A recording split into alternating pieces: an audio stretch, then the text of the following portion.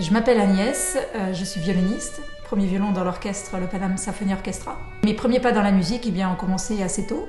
J'ai été voir et écouter les 4 saisons de Vivaldi. Premier violon jouait magnifiquement bien. Je me rappelle avoir vraiment eu le sentiment que son archet et son violon étaient le prolongement de son corps. Comme si la musique permettait de faire plus que ce qu'on peut faire avec son corps. Et à la suite de ça, j'ai demandé à faire du violon, tout simplement. Aucun musicien pourtant dans ma famille. J'avais un cursus scolaire par ailleurs assez chaotique. Et dans la musique, justement, c'était le lieu où j'avais le sentiment que je pouvais être libre et où je pouvais avancer à mon rythme et m'exprimer. Voilà.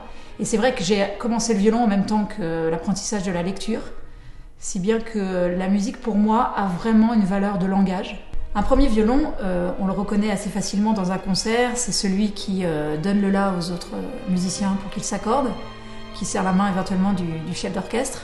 Son rôle, c'est surtout en amont.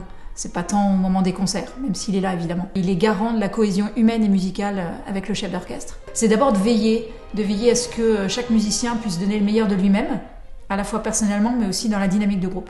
Cette dimension de veilleur, elle nécessite d'avoir un petit peu de compétences pédagogiques.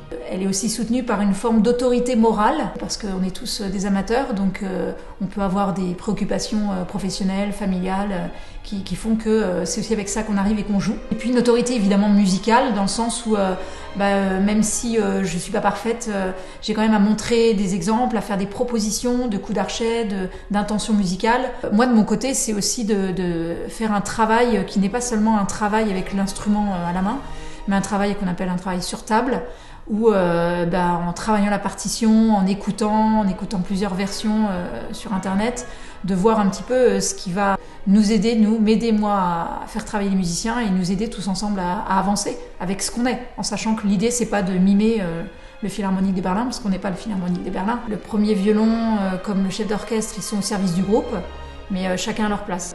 Comme le premier violon il joue avec les autres musiciens, il peut avoir une perception différente du chef.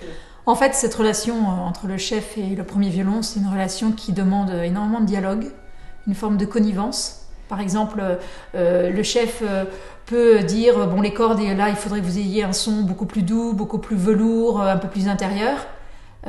Et donc, si l'orchestre ne réagit pas avec ces adjectifs, c'est à moi de dire attendez, soyez plus l'archet à la pointe, la main droite un peu plus légère, mais insistez sur la main gauche, etc. En tout cas, d'être clair pour les musiciens et de servir toujours le groupe. Enfin, le son de groupe, c'est toujours ça.